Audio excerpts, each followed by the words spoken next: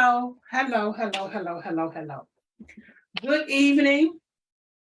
I hope all is well with you. Definitely all is well with me.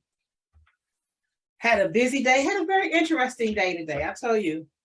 Um, I just want to tell this because I think it's interesting and it's very funny.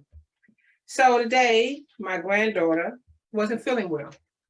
I got a call last night to see she wasn't feeling well last night. So to see if she still wasn't feeling well, if I could keep her.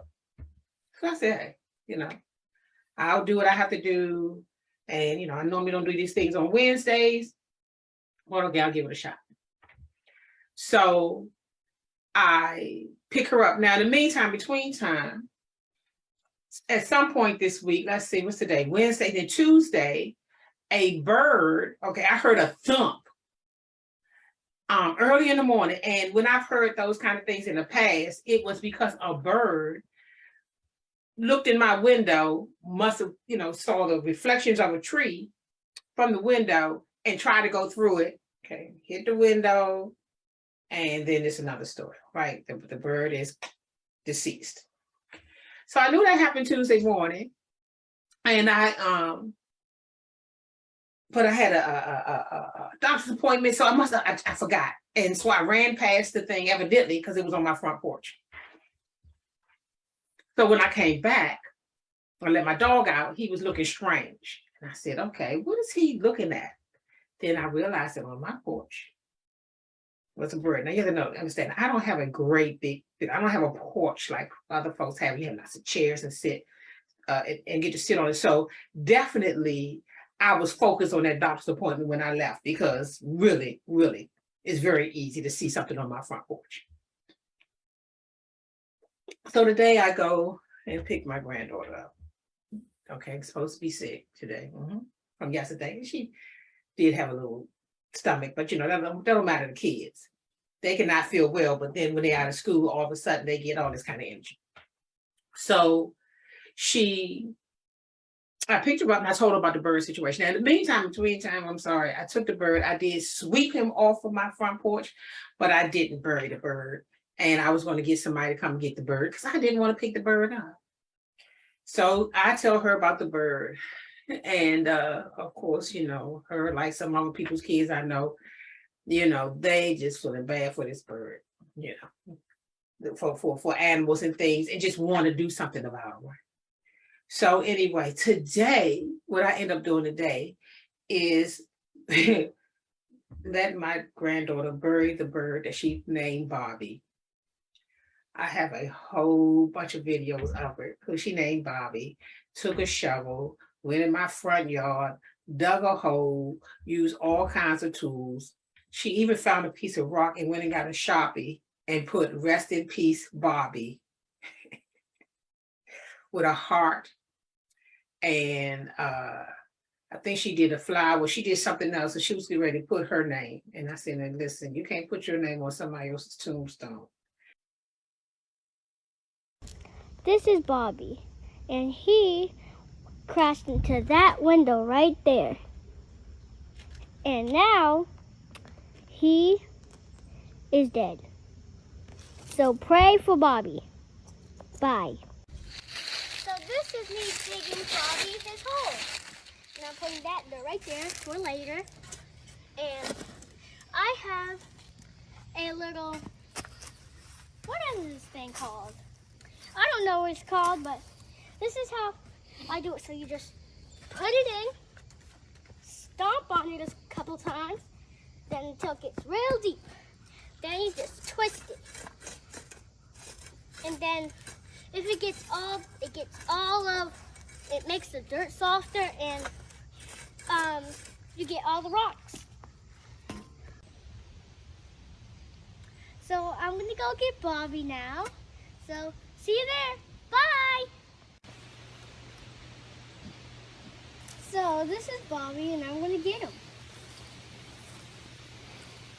Oh my God.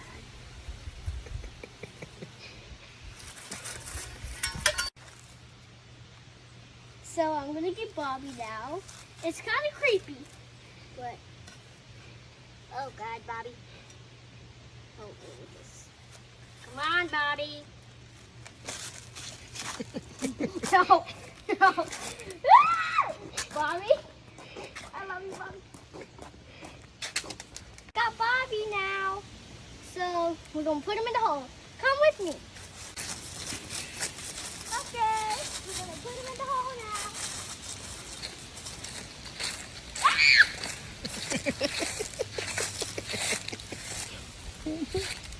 There you go, Bobby. Okay, now we're gonna bury him. This is the last prayer, Bobby.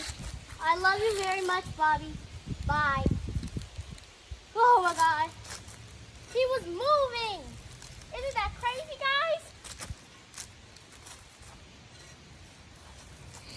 Ugh. Bobby's gonna be so cool. So, hold up, guys.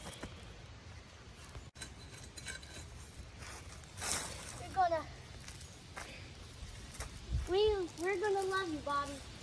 We're absolutely gonna love you. And the last step.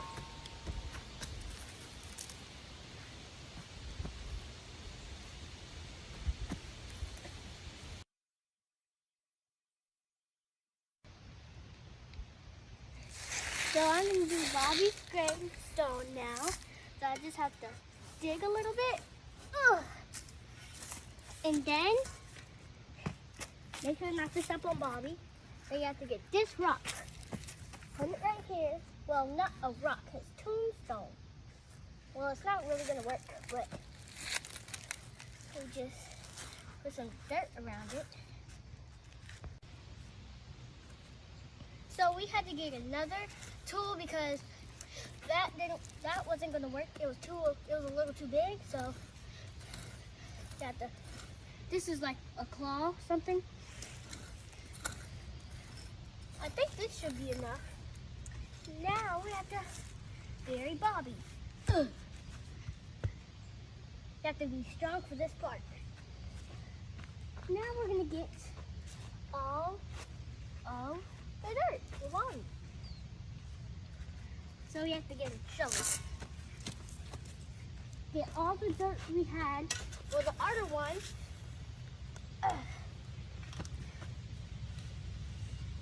Then I'm gonna flat that out later. Put it right here. And some in the back. Now you have to spread it.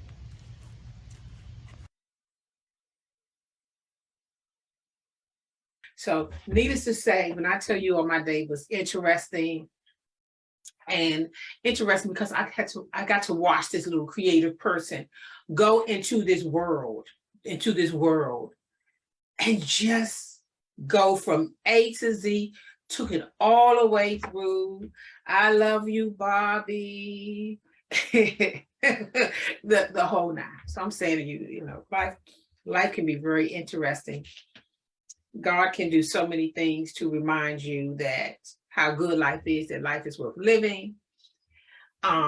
Take your mind off of things sometimes, that you have those things on your mind, and they're just at some point they just become a distraction from joy and goodness.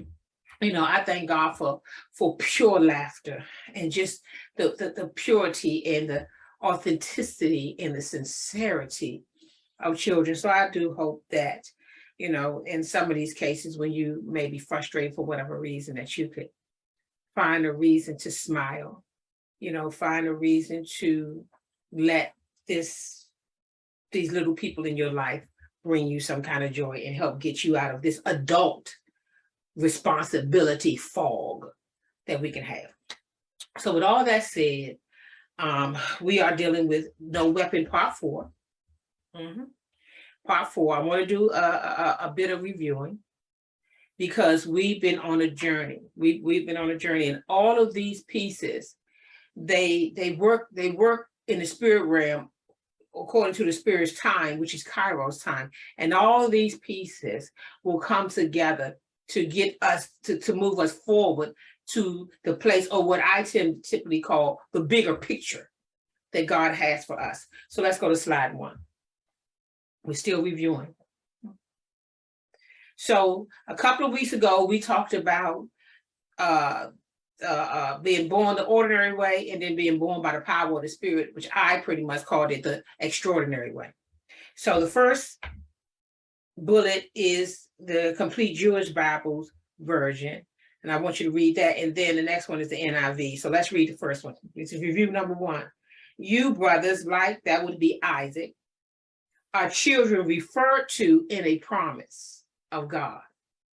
But just as then the one born according to limited human capability, this is what I want you to hear the most.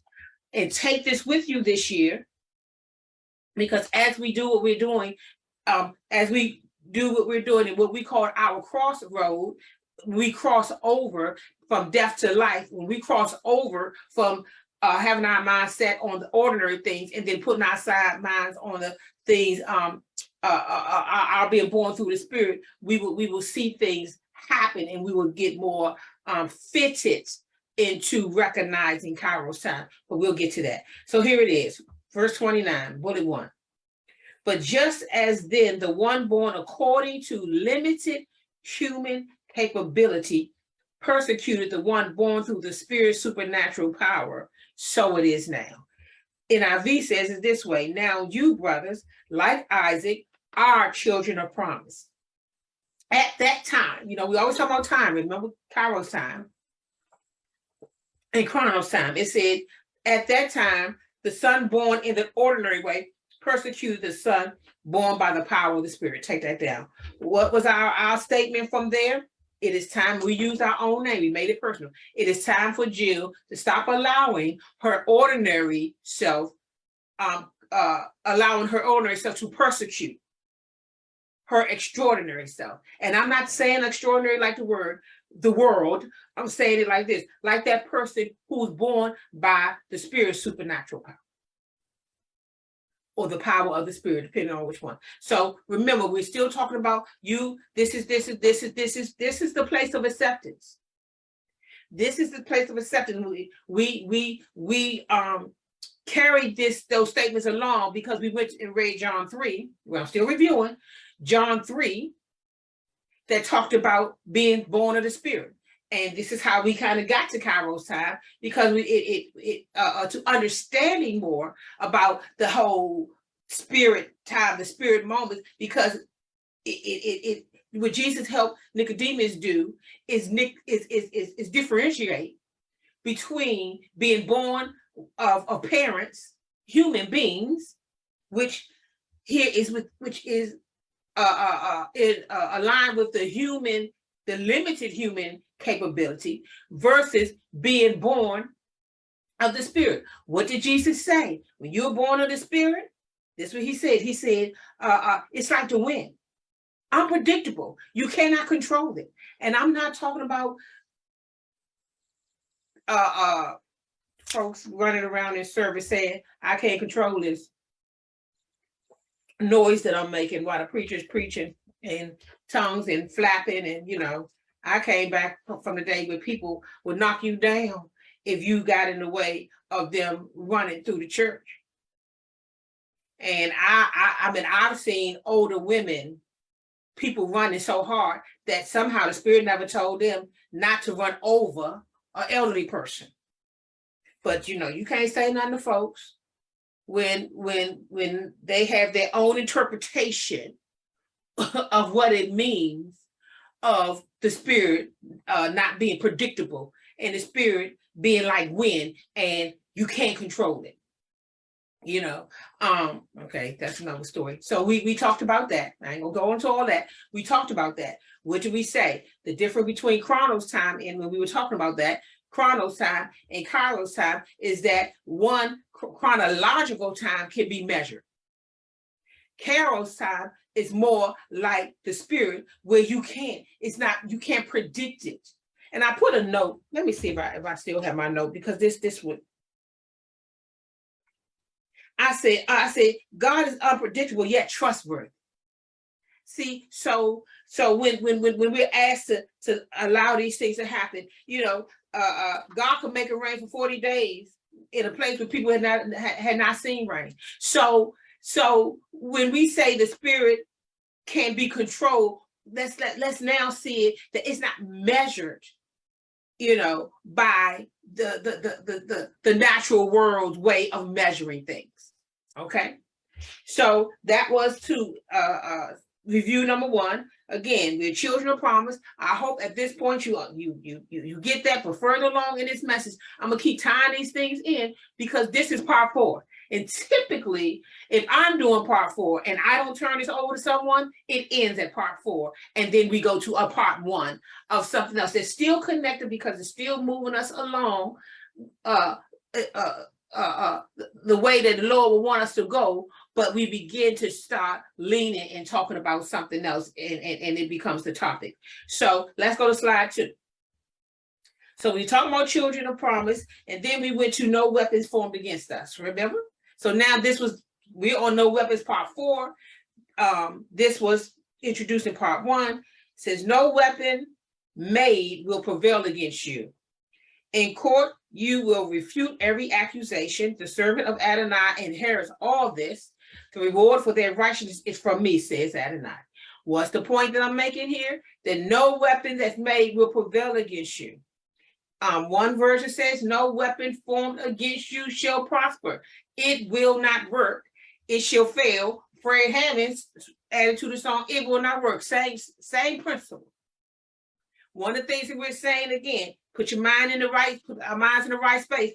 Then, Father, here's the question that comes out of that. Why is this thing prevailing against me? Because as a child of promise, when God makes a promise like this, it is true. If it doesn't look a certain way in our lives, then we got to check in a bit. And I say check in by seeing if we are not in alignment with the reality of who God is, his mission, his purpose, his vision, God's goal, God's intent and intention. All right. Second bullet.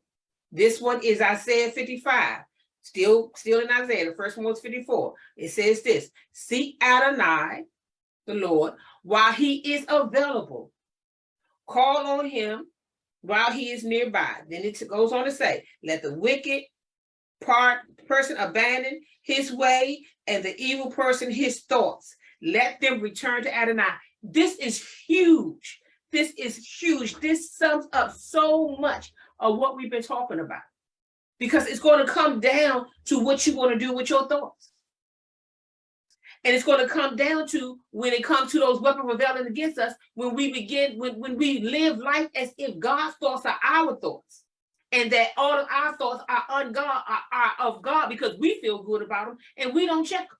But here we go. Verse 7. Let the wicked person abandon his way and the evil person his thoughts. Oh, listen, renew that mind, abandon that thing. Listen, check your ways. You got some old ways from the old person. You're the new person. All things are new. How is your old stuff getting into this new space? Jill, what are you doing here, right? What are you in agreement with? What are you still in harmony with? What are you still attached to? What are you trying to bring over because it feels good to you? And God saying, you don't need that, right? In this new space. What is that? Everybody has a different answer for that. Here we go.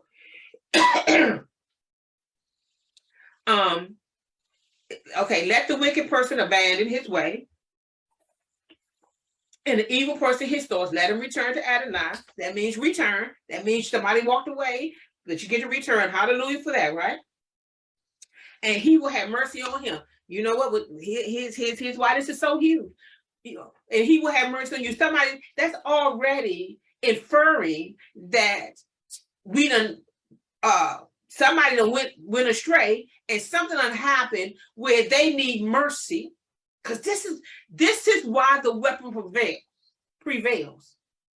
Because folks we don't like getting caught strong and wrong. And that feels like something. And it all often feels bad. So then it said, let him return to Adonai and he will have mercy on him. Let him return to our God, but he will freely forgive. What's the bottom line? When we think about Peter, right? After Peter was scared and denied Christ, he needed to know that God will freely forgive him. He needed to know that when he met the Lord, that there was going to be mercy for him.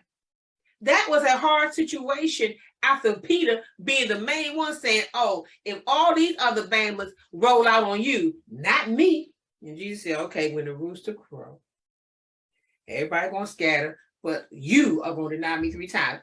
Peter kept on listening. Peter didn't say, okay, let me change my mind. Let me abandon my thought in my way and follow the voice of Yeshua. No, the voice of Jesus. No.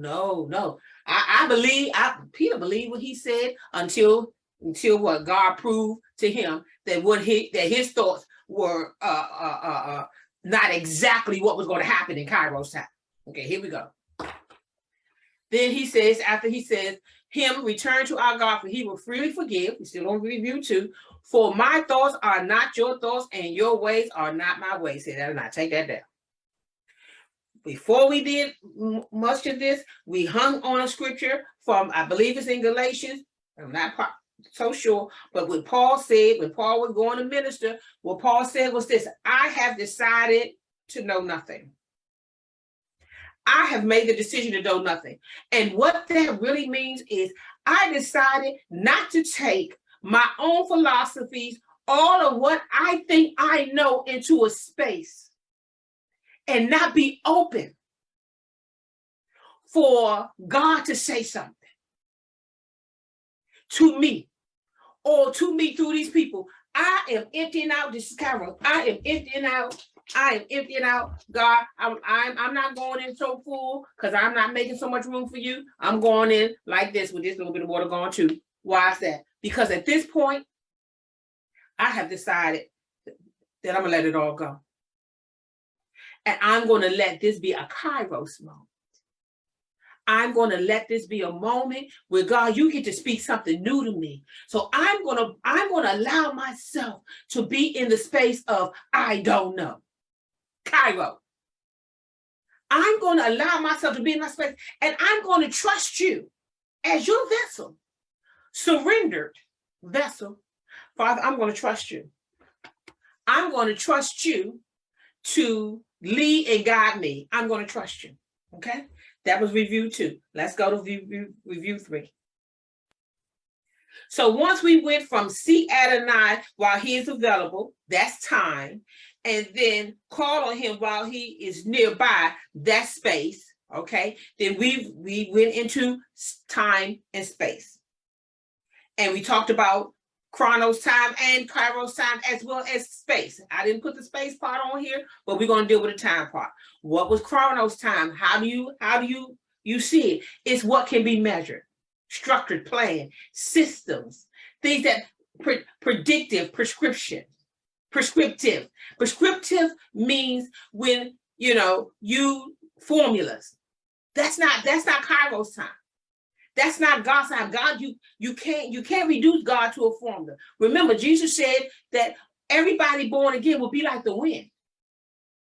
They'll come and go, but you don't know where they're coming or where they're going. You see it. My point is, you don't see it, but you feel it. You know it's there. But you don't see it. See it as in the wind. You know the wind is there because a tree will move or it will blow something, but the wind is not the tree, right? But the tree helps you know that the wind is there because the wind's a function can move that leaf. So what did we say Kairos time was about? I just said it all. It's what we don't know. It's new space. It's new space and it's opportunity. Let's take that down. I remember years ago when Deron would try to help people understand not be so offended by the word ignorant in its truest form, because it just means that you don't know. When I came along after that in terms of how the Spirit helped me with something when I was dealing with the word insecure. It just means that you are not secure about something.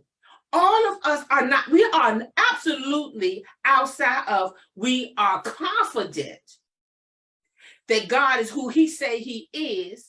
And we only confident about that because we have experienced God, not because we have heard about God. That's not enough.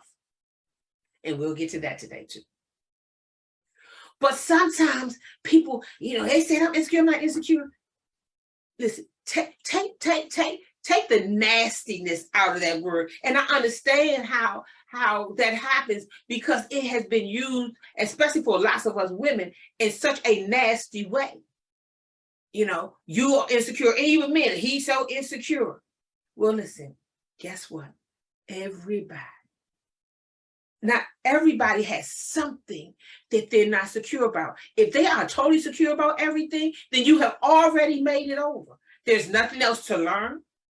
When we get into the place where we don't know something, we all experience the energy of insecurity because we don't know. The not being confident in something because we don't know. And as children of promise, we have to take some of the nastiness out of things. I'm going to say it this way. Out of words that we typically only use one way, and that way normally makes us feel like dirt or not enough. Okay? Everybody's not working on something. But if you're learning, then when you come to the place where you are the student and not the teacher, you are going to feel insecure about something. So don't be afraid of a word, because that's all that is the word. The spirit of it is simply this: I'm doing a new thing and you can't even perceive it. That's how God said it. He wasn't busting on nobody. He was just telling you, this is how you're made. This is what I know. And it's okay. But we become unokay about so many things because what labels do when we add words to something, just how the energy and the spirit of it gets restricted and it becomes what we call it. You call it something else. You call it being insecure about that is that I just don't know enough about it. That's okay. You can decide to call it something else and go and free your mind from who said what about you or somebody else. Okay. So now, slide 4. That was the review. Now let's get into the lesson.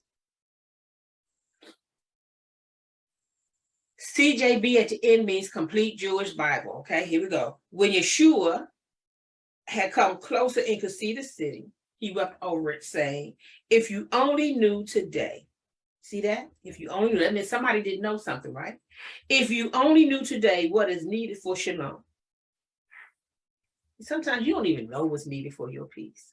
God's trying to show you what's needed for your peace, and you think you know what's needed for your peace. Like Peter just was so sure that he wasn't going to back out on Yeshua. He didn't do that to Jesus one time, but 3. But 3. This is what it's like when you're a child of God, born again, having to learn how to sit, walk, stand, having to learn how to walk, talk, think in the spirit, just like a child had to learn how to do all of those things in the natural realm. So I'm hoping when I say those kind of things, you let yourself off. You take some kind of pressure off when you think that because you are grown in this world, you could just go be introduced to the kingdom, embrace, open your heart up to God, and then you step in there 25, 22, 55, 65. No, you don't have 65 years worth of experience from God. And if you do, you didn't know it was God. So God got to show you how to use all that stuff. But that happens with trust. Here we go. When Yeshua had come closer and to see the city. Okay, let me say this to folks, because sometimes people think that something's different when somebody say Yeshua or someone say Jesus. Listen to this. If I said hello to you, and then I saw a Hispanic person and said hola, would you be offended by that?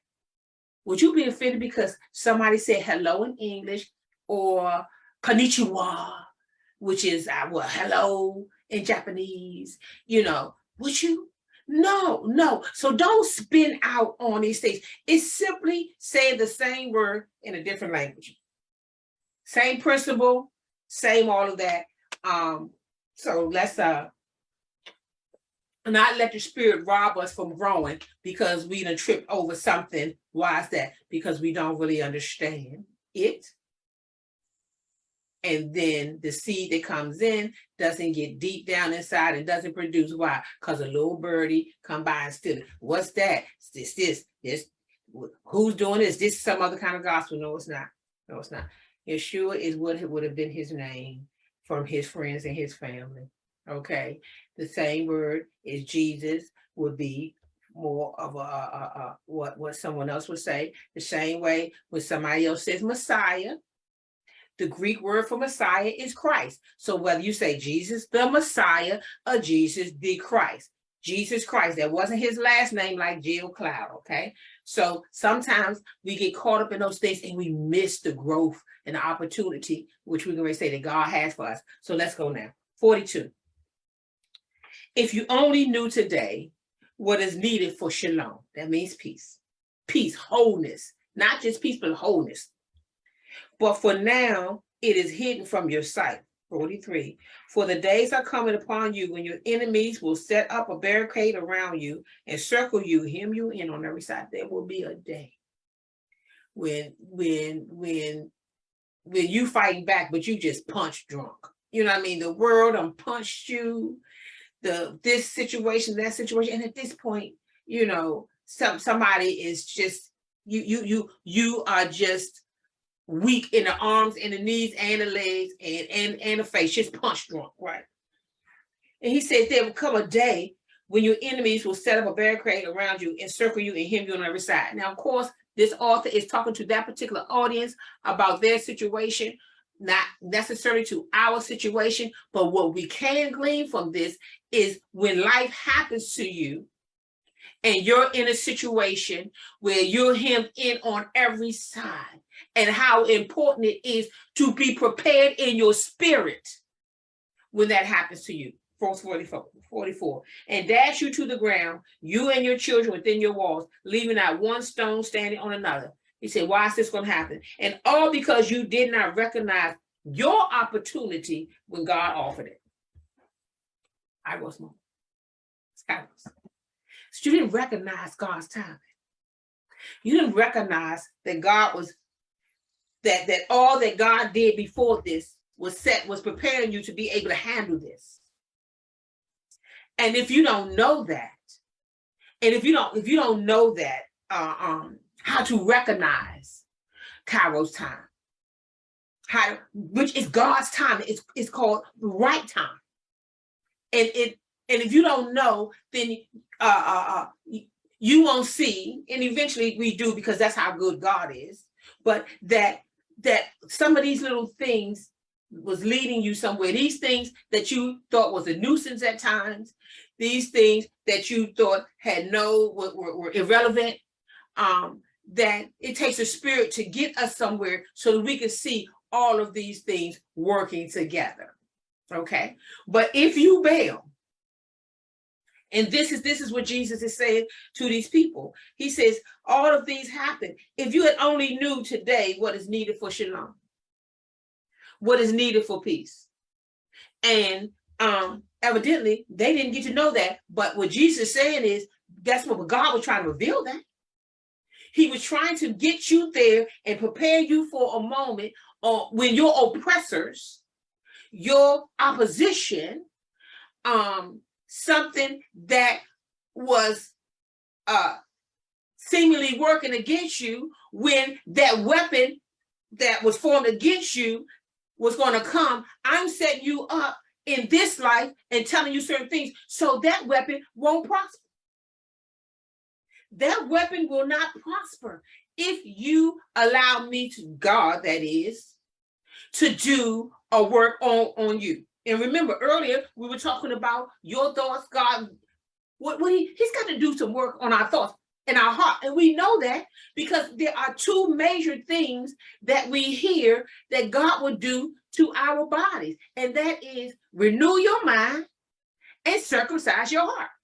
That's how you know that those are the two areas that either will trip you up because they make great imposters, hypocrites, or great actors, say great things, can come to the crossroad, and your mind and your heart can take you, get you at that road, what I call that crossroad, and have you go in another direction versus in a direction where you're going to carry your cross. It will be your mind, your heart, your emotion, and those parts of you more than likely that will work the hardest against you to get you from carrying your cross, which means this, your execution state. Your execution state. Can you imagine Jesus saying, take this right here? This is you need this for your execution. What? I don't want that. I want for my resurrection. I'm gonna give you something for your resurrection, but here's this right here. You need this. You need this for those so that you can get to these places before. I'm not talking about heaven and hell. We're not talking about that. But you can live the life that I wanted you to live. That you can recognize when something is not from me, for you, and you can recognize it. Without judging the way people judge. It's amazing when I hear stories, because something you said, that's a judgment. You make a whole decision off of, we make whole decisions. There's something you did. Okay, somebody did one thing, but we're gonna talk about that too in a minute. People do one thing, two things. I'll tell the story how my granddaughter, last year, 2021, I went to pick up from school, and she had a little situation with one of her friends, a really good friend. This little girl called my granddaughter several times a day, and did it in the summertime. It's just all those things on. But this particular day, they were not being nice to each other, and something happened, and they start talking mean to each other. They were only 7 at the time. And they just said things to each other. Like, when somebody get mad, I don't know if they did your mama things, but Missouri claimed the girl said her mother was ugly. So and then I said, well, Missouri, what happened? She said we were both being mean to each other, saying mean things. I said, okay. But at some point, without what the girl said, Joy crossed the line in this sense. She had a little cushiony, empty lunchbox, empty and cushiony, and she swung it. Boom, not like that, but just to show something. She shouldn't have done it. No problem. No argument with that, right? But it's one of those little material one. So it wasn't one that could hurt that way. But it doesn't matter. Don't do that story, right? But I'm getting to a point here. So when I was picked her up, we used to go to the car. The father says, he brought his daughter over, and he said, she said that Zuri hit her with a lunchbox. So that's when Zuri got to tell me the story and wanted to say, well, we were both being mean to each other, but he just wanted to focus on that part. He did no problem. So I called Zuri. I said, Zuri, did you do that? She said, yes. I said, you need to apologize. Well, she's 7. Before a kid wanted to apologize, she wanted to tell me her side of the story. She said, but, she did this. And so I said, okay. The little girl was saying, no, she didn't do anything. As in, say anything. Now, I knew that wasn't true. I knew they probably, good friends don't just do that for nothing. Something happened, but no problem. So the father said, I just wanted, because she didn't want to apologize. I said, she's 7. I said, okay, well, I'll do. We'll talk about it. I just want to show my daughter what a good friend is and what a good friend will be. I said, sir, they are 7 years old. They called each other up all the time. They have had so many good times that this one time shouldn't tip that scale. I said, so from where I said, you're going too far. That's too far. Really. And I hope that you don't try to teach your daughter at 7. Wait a minute. You're going to use this at 7 to try to make this point. So I really want to tell him, please go home and tell your wife that, she ain't apologizing because you didn't get all this from this 7-year-old, this itty bitty thing.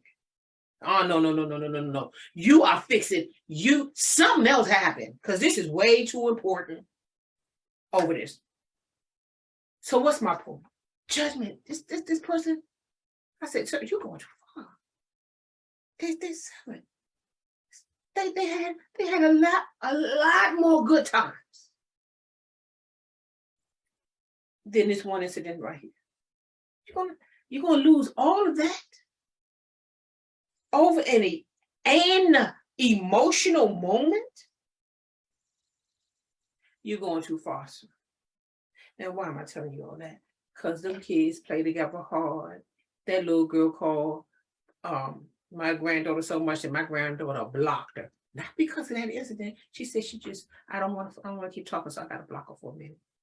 This is kids. This is people. But what's the whole point of me telling this story?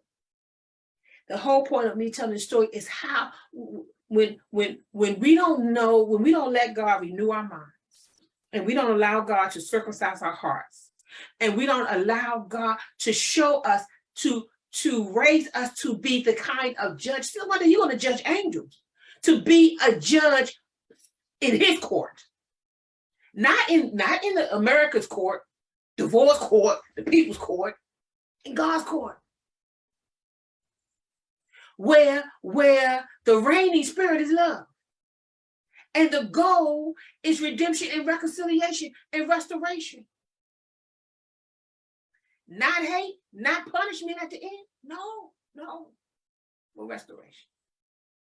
So God, as children of promise, and bringing us over into the space, His space, so that He can prepare us to do the kind of work that, or be workers in a world that is supernatural,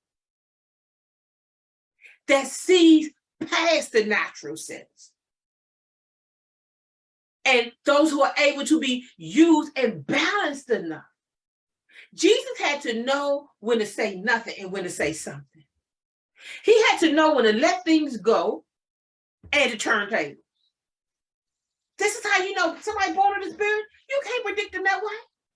Jesus tell you, yeah, I'm meek. Well, no, listen. Turn those tables or whatever He did. I tell you this, whoever was looking said, that don't look meek to me. So much so they're like, oh, who's this? Beelzebub? Oh, he must be about Satan. So you can't judge someone who understands that Kairos time is the only time in reality. It's the only real time. Appointed time is the only real time when it comes to life.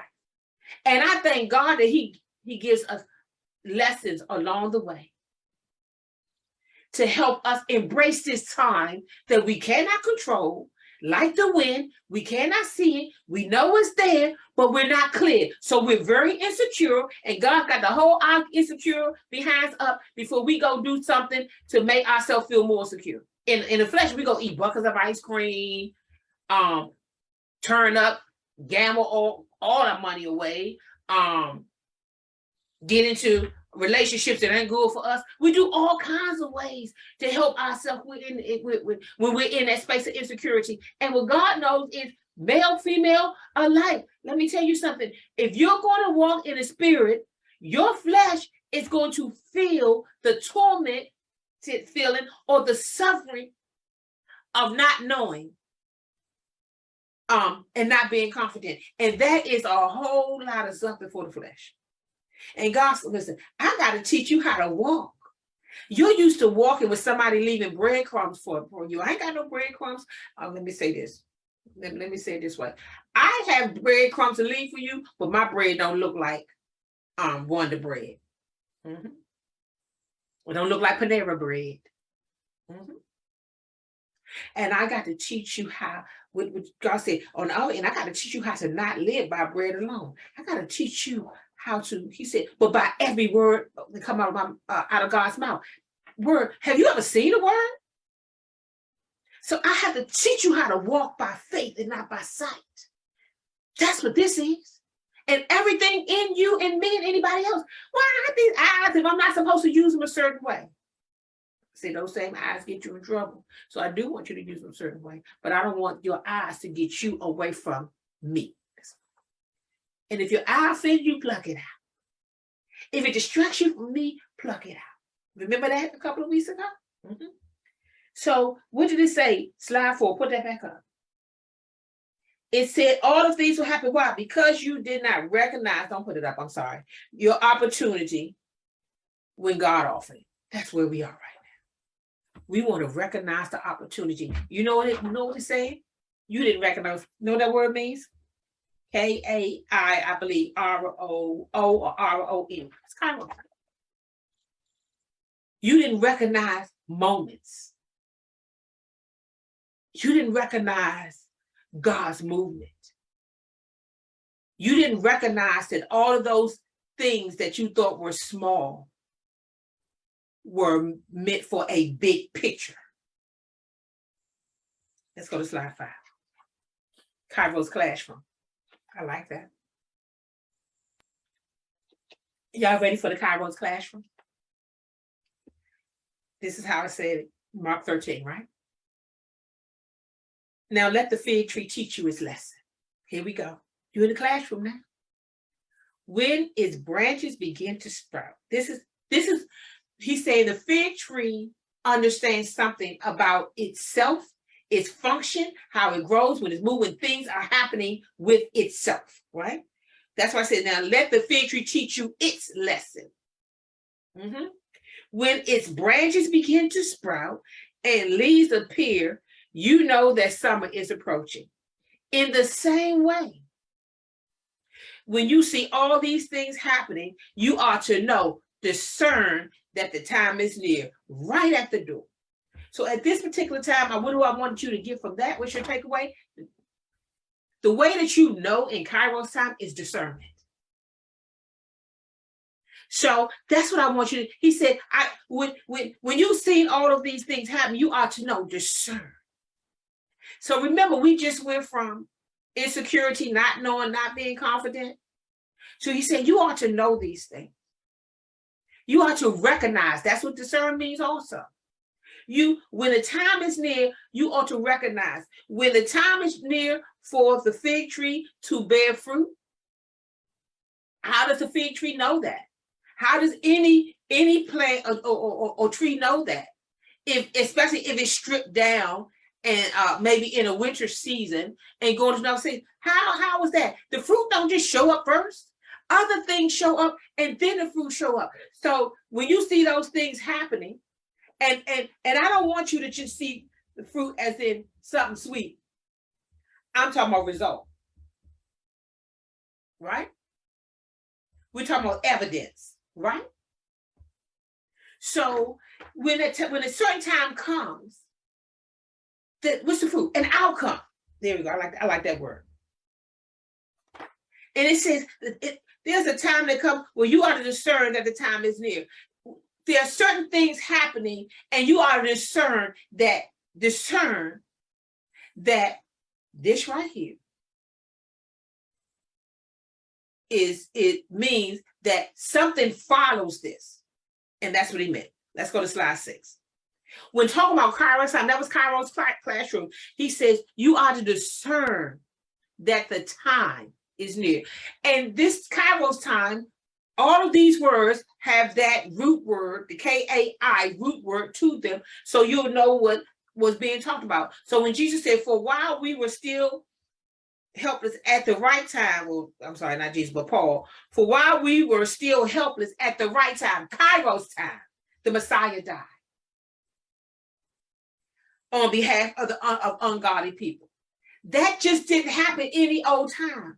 How do you know? This is why Jesus could tell anybody who read the Old Testament, how are you reading that whole thing and you're not coming to me? Don't you know that was about me? All those things that you were hearing, it wasn't about you, it was about me. So that, because God was doing something and teaching you how to discern and how to see and how to recognize, and they didn't recognize. They got plenty of practice doing the Passover, but they still didn't recognize that was, what God was doing, so that when the Messiah, the Christ actually came, they was still looking for somebody else. Mm-hmm. Second bullet. He says this: you go on to the festival. As for me, I am not going up to this festival now, because the right time for me has not come yet. Kairos time. He said, this is not Kairos time. See, now there's a festival. This is his brother speaking to him. Family members speak to him and say, you know, if you want everybody to see you, everybody believe that Jesus was just trying to be seen. Jesus was trying to do the will of God. And if that meant not being seen, then he made sure he not been seen. If that meant for him saying to somebody, don't tell nobody I did this, all of that had to do with this, because he understood Kairos time. Mm-hmm. You go on up to the festival. As for me, I am not going up to this festival now, because the right time for me has not yet come. Now, here's why I want you to see this. Because his brother is on chrono time. Jesus understands, I'm not walking into a mall. This ain't about me proving myself that I can go and handle a mall. My goal is to finish what the Father told me to do. I have an appointed time set by the creator of the universe. So I'm not walking into a mall and, follow my natural nature. Follow the nature of my natural brothers and just go in there and then somebody take me out or do something before my time. Me finishing what God sent me to do means everything to me. And that's what Jesus was saying to them. And it may not mean everything to you, but it means everything to me. So there's some places I can't go right now. But I'm saying it to you because later he went to the festival. He just didn't go at that moment. He had to discern. Some people think, oh, because of Jesus, he could just walk up there because he ain't the king's kid. He's the king. Jesus said, look, listen, for all of who I am and all of that stuff y'all say about me, I ain't roll like that. I didn't roll like that. I too had to be led by the voice / spirit of God. I too had to follow the voice of God. I only do what he say. I only say what I hear that come from him. Y'all know the story. Bullet 3. Therefore, humble yourselves under the mighty hand of God, so that at the right time he may lift you up in Kairos time. When the time is right for God. Now I want you to get to Kairos time. What is Jesus saying to them in the second bullet? The time is not right for the Father right now, based on the Father's will. And I came to do his will and not mine. So I'm just not going out there because I can. I am hooked to a mission. I am connected to a mission. Not just a crowd of people, not just a group of people. I came for the whole world. Not just the Jews. I came for the Jews. But my point is, what did he say? God's goal. You see, listen, I was sent to the Jews, but God's goal is that everybody was going to get a taste of this. This was always bigger than the little pieces that we pick up on our way to Cairo time, the right time.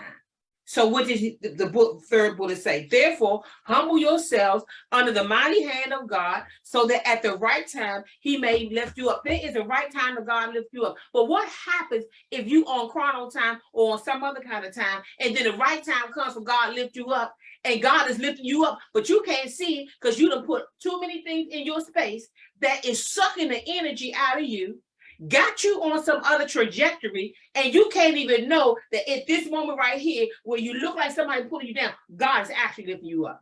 He said, you see, you're being humble. You think somebody's pulling you down. God said, no. I'm positioning you to lift you up. So humble yourself under my mighty hand, says the Lord, so that at the right time, I may lift you up. So do this. Throw all your anxieties upon me, he would say, because I care about you. Take that down. What you anxious about? Right? Put all your anxieties upon me. Why is that? Because if you want to know where's your anxious, what are anxieties? Right? Fearful, anxious thoughts, fearful heart. That's where it is. When something start moving us away from the wind, of God into prediction and prescription formulas, following rules set by men. This is what Jesus said to them. He said, you are losing sight of what God really wanted because you are following rules taught by men. I see it all the time.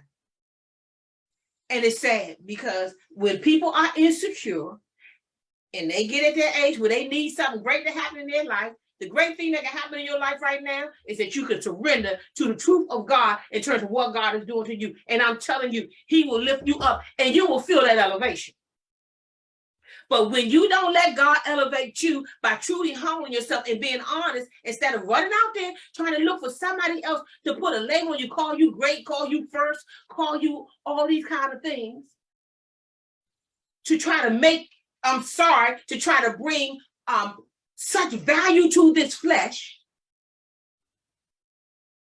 that you lose sight that this flesh was meant to be crucified.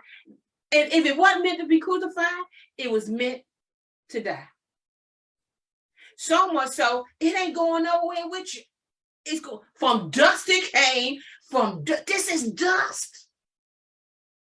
Don't let this dust speak louder to you than your everlasting self. But that is what happens, because after a while, when people start feeling insecure, I'm trying to tell you, and instead of humbling themselves and letting God lift them up, people run all over the place looking for somebody to give them titles. I'm telling you, somebody else to recognize them. God said, let me say this. Your problem is not that people don't recognize you. Your problem is that you don't recognize me. And you don't recognize me and what I do to elevate. Can't nobody point you. Can't nobody give any of these things to you. Only God. John the Baptist said it this way. He said a man can only receive what he gets from heaven. Because of heaven. Why did John the Baptist say that? He said this because he was baptizing. Jesus came along, and then here come these sneaky people. People being people. John, you know that man you talked about? Well, he baptized more people than you. I was like, okay, well, when that will come, I must decrease. So that he can increase. Why is that? Because as long as John was right there and the people can put their eyes on John, and John could become some kind of small God to them now. What John was trying to do, but this is what people do, right? As long as John was in too much to the people, they won't go see your shoe. They won't go see Jesus. They will miss that opportunity. Because what God knows about this, what he has created, what he has invested in, what he has told the devil, I'm telling you, at the end, they're going to love me. I know they're acting stupid right now, but and act like they don't know no better. But I am going to return them back to me, where they will now be driven by my spirit, secure by my promises. And the same way you tried my servant Job, and you didn't get him to curse me to my face, I got plenty of them out there who not gonna curse me to curse me to my face. And you can touch all that stuff. You can touch that stuff. You can tell them their head too nappy. You can tell them they don't have a degree. You can tell them that they less than. And guess what? They ain't gonna come in that ring and fight you on that foolishness, because they're gonna tell you ain't nothing true about that. Because I ain't my hair or my skin, says Sister India. None of that. I'm the soul that lives within. And what did God say to Satan? Oh, you can touch everything that Job had, but don't touch your soul. See, God understands all that other stuff, that ain't you. You are the soul that lives within. And if you start building on these things that rust and moth and other things outside of you can crush and break, you're going to have a sad existence as a child of promise. And God said, that makes sense to me. Listen, you don't get no better than the promise of God. And I want your life looking like that. And don't let the world start telling you about wealth and increase and all those kind of things. Don't let them tell you that that's where I'm going. And you won't want to bite because that's what just, who wouldn't want to, but you're going to want to bite. You'll see. Anyway, there's a right time. It's God's time. Kairos time. Jesus understood Kairos time. He understood how to be led and walk and keep in step with the Spirit because he only did what the Father told him to do, his words, and what he heard the Father say, and what he saw the Father do. Okay. Show and tell, it was all of that stuff. And Jesus came down here to show us how to, the right way to do it. Everybody before Jesus was trying it, and they thought they were doing it the right way. Sure. And they were seeking God. All them Jews, all of them, they were seeking God. They thought they was doing it the right way. And Jesus had to come down here and show us all. Oh, God, right? Had to bring put his essence into a human that he could trust. One born of his own spirit. Because those of us who got a physical mother and a physical father, okay, there's a whole lot of different combinations in there that might guarantee us to not quite hit that mark, right? Like God wants us to. Let's go to slide 7. So we went from Kairos classroom, that was slide 5. Slide 6 was right time. Now we're at slide 7. Learn to tell Kairos time. Come on now, y'all gotta take some notes, right? You're gonna want to take some notes. If not, you're gonna want to see this again. I'm telling you, this is gonna help you breathe life's oxygen. So here we go. Look at this. The point of being this is some good stuff for me. The point of being called children of promise is that we leave the ordinary and embrace the extraordinary, right? We no longer tell time or discern using regular timekeeping methods. They don't work. Say that to yourself right now. They don't work. They don't work. Go to 2. God did not guarantee his oath by prediction and prescription. He gave us promise. See, as children of promise, he said, I didn't guarantee you that you would get where you had to go by prediction or formulas. I did it by way of promise. 3rd bullet. Kairos time is not run by a clock, but by the Spirit. Listen to this. Kairos time is not run by a clock, but by the Spirit. Here we go. 4th bullet. Learning to tell or recognize Kairos time is done by discernment, words taught by the Spirit. Here we go. Read the last bullet. These things we also speak. We're reading 1 Corinthians. Not in words which man's wisdom teaches, but which the Holy Spirit teaches. See, this is how you're going to learn that discernment. You can't get that outside of you like that. And we're going to talk about that today and not hit it and quit it, but we're going to get it all in our spirit, clothe ourselves in this wonderful word that God left for us and this understanding so that we can live out this life the way God intended us to. Here we go, verse 14. But the natural man, here we go, does not receive the things of the Spirit. The natural man don't receive the things of the Kairos time. But the natural man does not receive the things of the Spirit of God, for they are foolishness to him.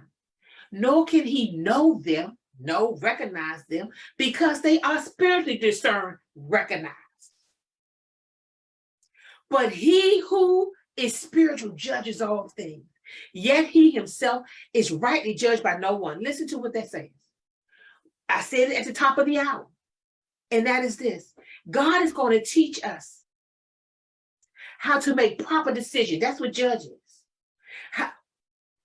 How to give right opinions. That's what judge is. He who is spiritual judges all things, examines how to be great examiners, how to but we're going to do it not because of what the world taught us, but by what the Spirit taught us. Using the words the Spirit taught us, and this is comparing spiritual things with spiritual. Not spiritual things with flesh, or flesh things with spirit, or flesh with flesh, spiritual things with spiritual. But it's hard to get into this space because right now, somebody sitting right there say, I don't know what's going on. You're in the best space right now. Now see God. God help me to see it. Because it is your need to know what's going on and to feel smart. I'm doing none of this to make you feel smart. Oh, no. This is to break a particular yoke so that when you walk like somebody who has learned to walk in the spirit, and you don't walk like your old man with those old legs and that old mind and that old heart and those old ways and those old customs and those old formulas and those old predictions. And you no longer are afraid of the new. See, the book of Jude says, when people don't understand something, they persecute. And that's people, when they don't understand something, they try to destroy what they don't understand. Because people don't like floating like a spirit, being out there. And God said, listen, you're going to feel like you out there, but you are in me. It is in him that we live and breathe and have our being. And it's going to feel like that, but you're going to be living and breathing and have your being in me. Not guaranteed by prediction or prescription, but by a promise from the God that created all of this. All of this. So what did it say? He who is spiritual judges all things. God's got to mature us to that right there. This is what he's taking us to. Remember, we're going to judge angels. Not only that, he wants us to be able to do that now. That's why when Matthew 7 says, listen, do not judge your brother. Or why do you judge your brother? Why are you judging, criticizing? Well, I'm going to say judging your brothers when pointing out his or her situation. When there's a beam in your eye, but you can split it, see the splitter in their eye. God says this. First, remove that beam, right? Then you will be able to help someone else, that brother or sister. But what does that mean? God said, you're going to have to let me judge you first. You're going to have to walk through the valley. You're gonna have to sit up under my lights, my scrutiny. Don't see judge, throw all that negative stuff away about judge, because it means more than one thing. I said, no, you're gonna have to walk in my light for me. And once you walk in my light, okay, and you let me show you what's really, really real, then you go out there and you'll be able to help somebody. Let me tell you something. You'll learn a whole bunch of things in that spirit. That spirit will teach you some words. But it'll teach you that about yourself first. So that by the time you go out, you won't go out in pride.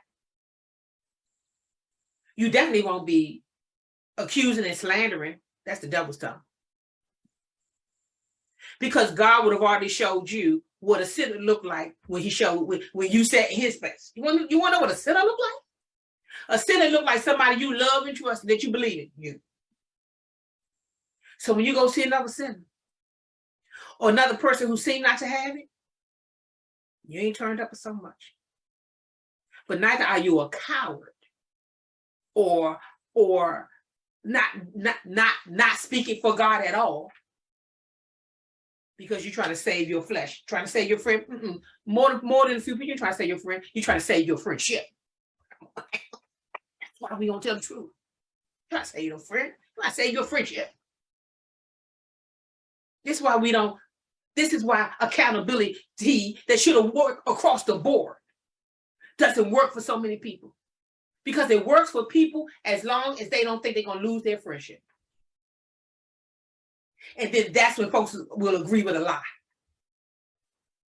Come on now. Won't do that with someone else. But with your wife, your children, and the people close to you, that's why Luke 14:26 will tell you, listen, if anybody does not hate their mother, their father, their children, their self, they cannot carry their cross. Because he knows this going to come a time where you're going to have to speak the truth in love. And you already know they're not going to like it. Everything about their countenance say they're not going to like it. And you're going to have to carry your cross through that moment and let your flesh be crucified, and trust me. Trust me. Trust me when I tell you that, listen, who is my family? Jesus would say, the one that do the will of God. The ones that do the will of God. Okay, so when your family is consistently not doing the will of God, I ain't saying they're not your physical family. I'm just saying at some point we got to choose God. And I know we say it easily, but we don't do it easily. And I can only tell you this because I've done it. I've gone through that judgment. I've chosen the truth over friendships, marriage, family, other family. I've chosen the uncomfortable truth. And I've learned to be a better examiner over the years because God showed me. But guess what? You got to go ahead and say yes first. Sometimes you got to say yes, and you ain't the best lawyer in the courtroom. But you keep saying God, and God will make you a superb defendant. Superb. But all of that happens in Kairos time. And you got to let God take you through all those little moments. Some of them feel nasty. Some of them feel just too hard, too frustrating. God said, I know what I'm doing. I know the plans I have for you. That's in context now. When you are going through, or he get ready to send you into exile, or he asks you to do something that you know is uncomfortable and you really don't want. That's what he was talking about in Jeremiah 29. Was that 11? I know the plans I have for you. Go do this. I know what I'm doing. I know the end result of me asking you to go and to do that right there that you really don't want to do. God is telling me to do ministry that I don't really want to do. He wasn't talking about that. I'm talking about that. He was talking about them going to do something and trusting him in his way of circumcising their hearts and renewing their minds. He wasn't talking about all this stuff, what I call sophisticated bragging and boasting, but that's another story. Slide 8, discerning the time. Slide 7 was learning to tell Kairos time. And we said that is done by discernment, words taught by the Spirit. Here we go. Discerning the time. Remember, listen to this. Knowledge alone doesn't give you discernment. It keeps you in your head. And I say this because sometimes people discern because you think if you read the Bible, you will have discernment. That's not true. You have to live it, and it has to live through you. And you have to bow to it and kneel to it in your own private space. Knowledge alone doesn't give you discernment. That keeps you in your head. Here we go. Feelings do not give you head knowledge, but heart knowledge, which amounts to your personal truth and awareness. What's my point to you? Without you feeling your heart and emotion and what you're going through, that's your truth. That ain't the truth, but it is your truth. You can feel a certain way about somebody. That person don't like me. That's a real feeling. But that other person tell you that's not true. I just didn't like this thing. I wasn't putting a label on your whole person. So feelings do not give you head knowledge, but heart knowledge, right? It lets you know how you feel, what's in your heart, which amounts to, just remember that that's your personal truth and awareness. Because if you're not careful, you think when you feel strongly about something that it is everybody's truth, not necessarily, it's yours. What are we talking about? We just came from Kairos classroom, learning to tell that Kairos time. Now, how to discern that time. Here we go. Bullet 3.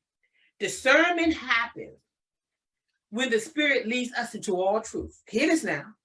Causing all things to work together in harmony with the heart and mind of God. I'm still talking about hearts and minds. But now it ain't your heart and mind, it's the heart and mind of God. What's God's heart? What's God's mind? Jesus, the First Corinthians said at some point we could have the mind of Christ. This is why you can't be judged. Because in your new born again state, when all other things are passed away, they are gone. They are gone. And in this new space, if you walk and keep in this new space, then all of these things are going to happen because now your old heart will be circumcised so that you can now have the heart of God. Your old mind will be renewed so that you can now walk in the mind of God. Here we go. We get to the place of Kairos through renewed mind experience and circumcised heart experience. You can't get this by reading. You've got to live this. Here we go. Next one. Being led By the voice of knowledge and the voice of truth are not the same. Because sometimes I'm saying it because some of the people, if this is you, let's listen. I think God doing a great something right now. If this is you, I'm saying to you, you are led by the voice of knowledge, or are you led by the voice of truth? They're not the same thing. They're not. Here we go. Look at this. Here's my explanation for that. Google is a voice of knowledge. Why is that? Because it has many facts. That's knowledge. But it is not the voice of truth, which are words taught by the Spirit. Google does not teach you words taught by the Spirit. So you can Google all kinds of things and you can come back with all kinds of information. But guess what? That's the voice of knowledge versus the voice of truth. The voice of truth is the voice that comes by the word taught by the Spirit. Why? How does the Spirit do it? Because the Spirit leads us into all truth. What's all truth? God takes the truth that's in our head, the truth that's in our heart, the truth that's in our soul, and then the Spirit brings all those into harmony together. Into harmony, right? So that now we can walk in alignment, in agreement with the Spirit of God. Here we go.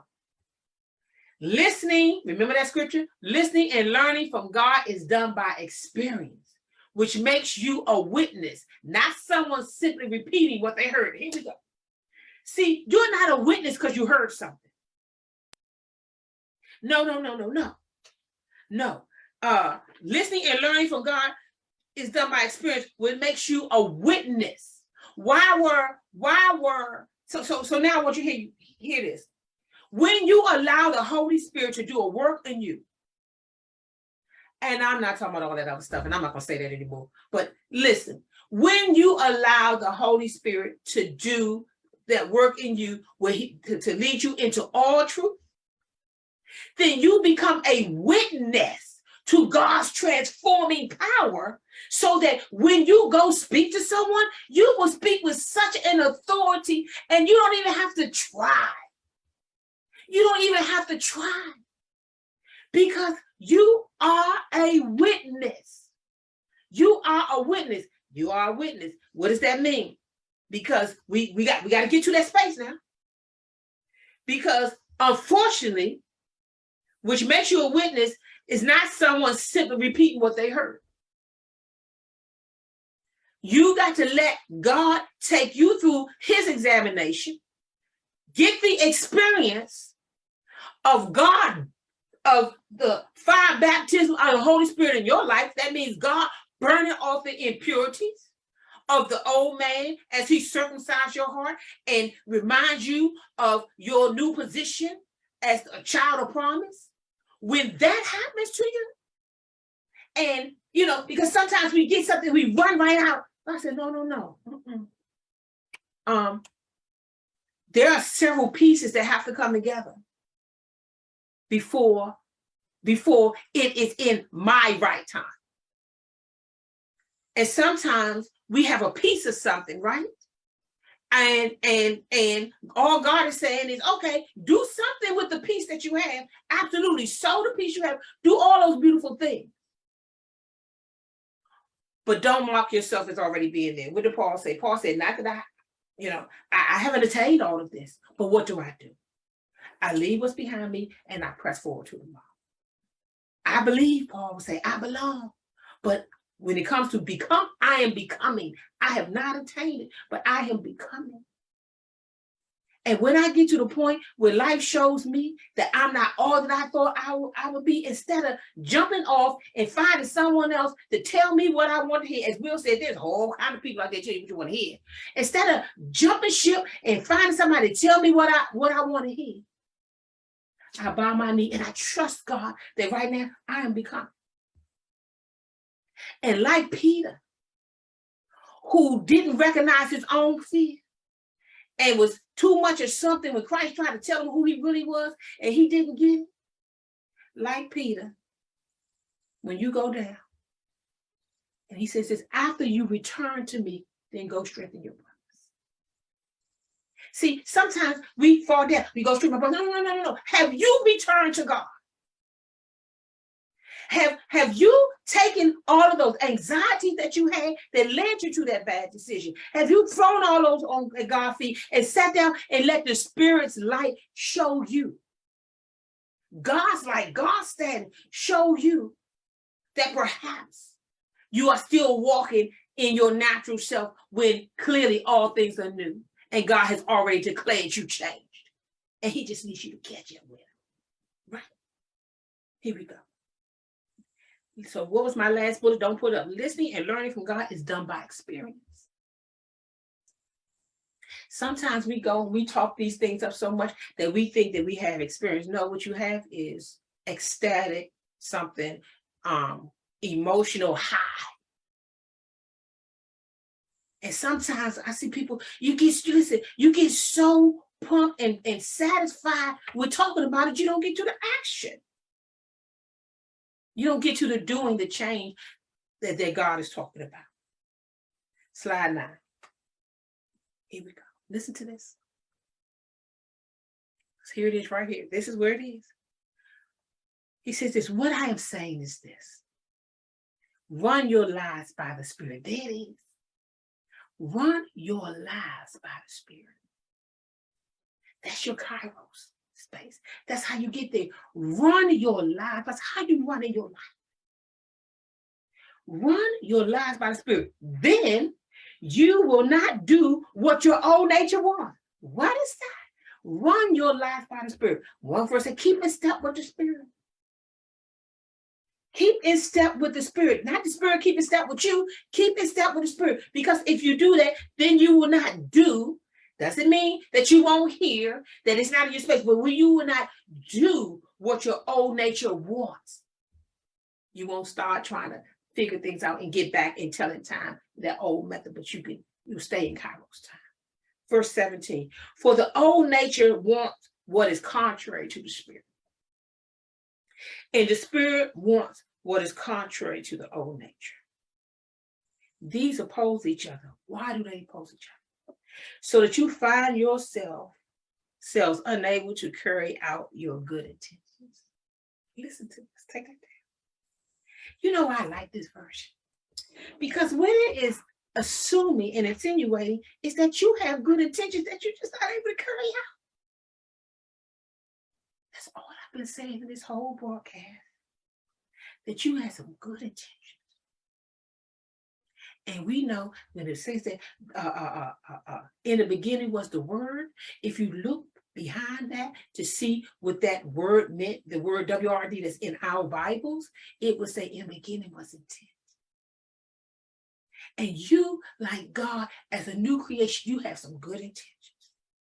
But when your good intentions want to come up, guess what? Emotion, somebody getting you wrong, somebody disrespecting you, somebody, your wife didn't do it just like you wanted, somebody didn't promote you to a certain position, you should be this by now. I said, all of those things are worries. And all of those worries attract anxiety. And all of those anxieties get in the way of your good intent. And this is why I say you bring all your anxieties to me, because they're getting in the way of your good intentions. And those intentions of you are good because I am in you. Because I am in you, and I have declared once you went to the cross and you crossed over to the new creature, I have declared that all old things are dead, passed away. But they still trying to get you to do this some old bit that doesn't matter. That doesn't matter, doesn't increase the kingdom one bit. It doesn't make you feel better, but it doesn't increase the better part of you one bit. How do you get that better part of you increase? Humble yourself. Humble yourself so that in Kairos time, when it feels like everything was pressing you down, then Kairos time comes in and lifts you up. Humble yourself under the mighty hands of God. You're not humbling yourself to man, even though man thinks that he's the one that got you humbling yourself to him or her. You're not humbling yourself to them. When you don't clap back, you're not humbling yourself to me. You are humbling yourself to God. Trust in this. I don't have no promise about what this man going to do or this female going to do or this boss going to do, but this is what I know that you said. If I would just humble myself under your mighty hand And I will choose Kairos, and I would choose being a child of promise, and I would choose the new creature, and I would choose to believe that all this old stuff has passed away, and I can stop fighting with my old weapons, or I can stop putting them old weapons in my hand, and I can live the no weapon life. Where no weapon, no matter what somebody throw at me, I am so heavily guarded on the inside. I am so heavily guarded on the inside.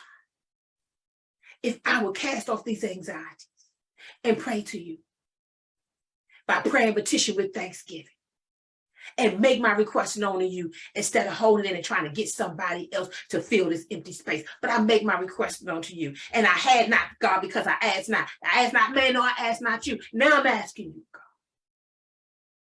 Show me, Kairos. Show me how to see. Show me how to walk with these new legs. Show me how to think with this new mind. And don't let these old feet cause me to slip. Because I want you. God, I want you. I looked all over and I couldn't find nobody. I tried. You have never let me down.